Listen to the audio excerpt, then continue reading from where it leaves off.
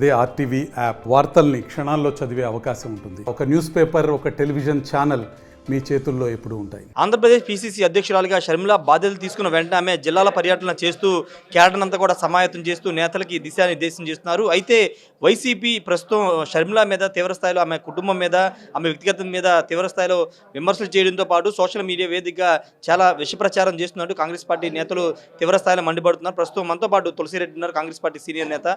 Sir, మీరు ఎలా చూస్తారు? ఆమె జిల్లాల పర్యటన మొదలుపెట్టిన దగ్గర నుంచి ముఖ్యంగా ముఖ్యమంత్రి మీద వ్యాఖ్యలు చేస్తున్నారు. ప్రత్యేక హోదా గురించి, పోలవరం గురించి ఆమె మాట్లాడుతున్న నేపథ్యంలో ఆమెకు సంబంధించిన ఆమె కులం గురించి, లేకపోతే ఆమె భర్త గురించి, లేకపోతే తెలంగాణలో ఆమె పార్టీకి సంబంధించినటువంటి మోసం చేశారని కొంతమందిని ఇక్కడ తీసుకొచ్చి మాట్లాడించడం, ఈ పరిణామాన్ని ఎలా చూస్తారు? ఇప్పుడు ఏపీసీసీ అధ్యక్షురాలు వైఎస్ షర్మిలారెడ్డి గారు సమస్యల మీద మాట్లాడుతున్నారు. ఆవిడే కానీ కాంగ్రెస్ నాయకులు మేమందరం కూడా సమస్యల మీద మాట్లాడుతున్నాం. ఒకటేమి రాష్ట్రానికి సంజీవని లాంటి ప్రత్యేక హోదా, రెండవది రాయలసీమకు, ఉత్తరాంధ్రకు బుందేల్ఖండ్ తరహా స్పెషల్ డెవలప్మెంట్ ప్యాకేజీ, విభజన చట్టంలో పేర్కొనబడి అపరిష్కృతంగా ఉన్న సమస్యలు, కడప జిల్లాలో స్టీల్ ప్లాంట్ కానీ, దుగ్గరాజపట్నం ఓడరేవు కానీ, విశాఖ రైల్వే జోన్ కానీ, విశాఖ మెట్రో, విజయవాడ మెట్రో, పోలవరం, రాజధాని, ఇలాంటి సమస్యల మీద మాట్లాడుతున్నాం. రాష్ట్ర ప్రభుత్వం చేసిన అప్పుల గురించి మాట్లాడుతున్నాం. అప్పులు ఫుల్, అభివృద్ధి నిల్, సంక్షోభంలో సంక్షేమం, ఇట్లా సమస్యల మీద వచ్చేసి షర్మిలారెడ్డి గారు కానీ మేము కానీ మాట్లాడుతున్నాం. దానికి వాళ్ళు సమాధానం చెప్పాలి. వాళ్ళ దగ్గర సరుకు ఉంటే, నిజంగా సరుకుంటే వాళ్ళు వచ్చేసి ఓపెన్గా ఒక ఇష్యూ మీద చెప్తాము. ఆ ఇష్యూ మీద వచ్చేసి దానికి మేము చెప్పేదానికి ప్రశ్నకు వచ్చేసి మీరు సమాధానం చెప్పండి. మీ దగ్గర సరుకుంటే మీకు మార్కులు వస్తాయి, మేము తప్పు చెప్పిన నిరూపించండి. అది చేతగాక అంటే ఆడ సరుకు లేదు కాబట్టి వ్యక్తిగతంగా దాడి చేస్తున్నారు. వాళ్ళు ఎంత వ్యక్తిగతంగా దాడి చేసినా మేము అంతవరకే సమాధానం చెప్తాం. కానీ సమస్యల మీద మాత్రం మేము నిరంతరము ప్రశ్నిస్తూనే ఉంటాం. వాళ్లకు ఓగాలం దాపురించింది, వైకాపా పార్టీకి ఓగాలం దాపురించింది.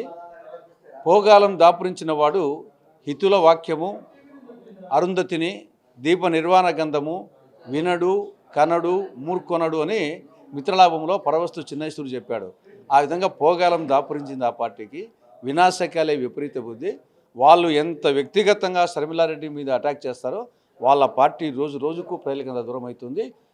వైఎస్ఆర్ అభిమానులకు దూరం అవుతుంది, ప్రజలకు దూరం అవుతుంది. వాళ్ళ సెల్ఫ్ గోల్ కొట్టుకుంటున్నారు. వైకాపా వాళ్ళు సెల్ఫ్ గోల్ కొట్టుకుంటున్నారు. అంటే మానసికంగా ఆమెని ఇబ్బంది పెట్టి ఆమెని అంటే కాంగ్రెస్ పార్టీ నుంచి దూరం చేయాలనే ప్రయత్నాలు జరుగుతుంది అనుకుంటున్నారు. ఇప్పుడు భయపడే వాళ్ళని భయపడిస్తారు. షర్మిలారెడ్డి లాంటి వాళ్ళు అవతలలో ఎంత రెచ్చగొడితే అంతంగా బలపడతారు. ఆవిడ నేచర్ అది. కాంగ్రెస్ నేచర్ కూడా 138 సంవత్సరాల చరిత్ర కలిగినటువంటి పార్టీ.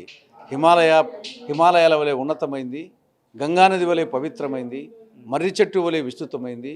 రవి అస్తమించిన బ్రిటిష్ సామ్రాజ్యాధినేతలనే తరిమికొట్టిన పార్టీకి ఆఫ్టర్ ఆల్ ఈ డూప్లికేట్ కాంగ్రెస్, ఈ నకిలీ కాంగ్రెస్, అది కాంగ్రెస్ కూడా కాదు, యువజన శ్రామిక రైతు కాంగ్రెస్ అని పార్టీ పేరు కూడా చెప్పుకోలేని ఆ వాళ్ళను వచ్చేసి మేము ఎదుర్కోవడం పెద్ద సమస్య ఏం కాదు.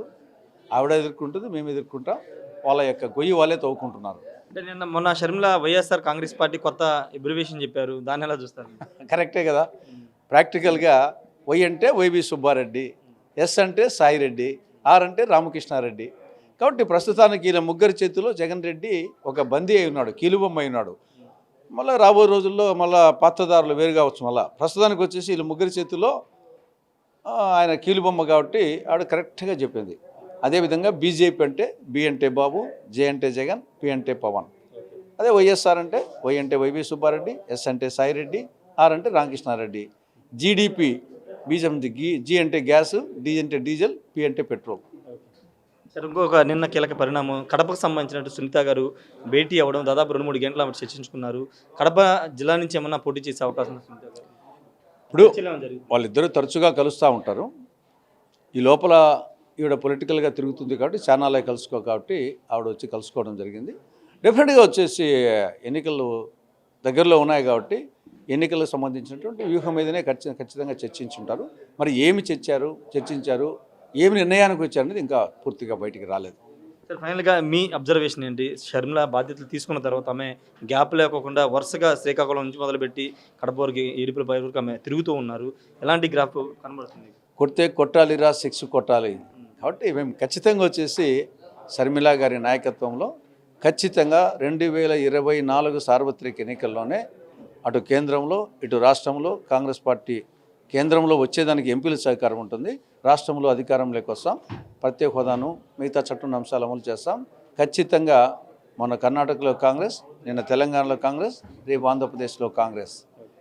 వై నాట్ కాంగ్రెస్ అని చెప్పి ఇది ఈ 2-3 నెలలు ప్రతిధ్వనిస్తుంది. అది నిజం కాబోతా ఉంది. మొత్తానికి అయితే ఒకటే చెప్తున్నారు, కాంగ్రెస్ పార్టీకి సంబంధించి షర్మిల వచ్చిన తర్వాత పూర్తి స్థాయిలో యాక్టివ్ అయ్యని చెప్తున్నారు. వైనాట్ 75, వైనాట్ ఏపీ అనే నినాదంతో కాంగ్రెస్ పార్టీ ప్రజల్లోకి వెళ్తుందని చెప్తున్నారు. సునీతకి సంబంధించి సునీత కూడా కాంగ్రెస్ పార్టీలో చేరబోతున్నారు, కీలక బాధ్యతలు ఆమెకి తీసుకోబోతున్నారని చెప్తున్నారు. ఏదేమైనప్పటికీ షర్మిల మీద కావాలనే విష ప్రచారం చేస్తున్నారు. ఆ విష ప్రచారం ఎంత చేస్తే ఆమె ఎదుర్కొనే సిద్ధంగా ఉంది, అంత బలంగా ఆమె తయారవుతారని కూడా తులసిరెడ్డి చెప్తున్నారు. కెమెరా పర్సన్ నానితో రాజేష్ RTV విజయవాడ నుండి. మరిన్ని వీడియోస్ కోసం ఛానల్ ని సబ్స్క్రైబ్ చేయండి, లేటెస్ట్ అప్డేట్స్ కోసం వాట్సాప్ ఛానల్ ని ఫాలో చేయండి అండ్ లింక్ డిస్క్రిప్షన్ లో ఉంది.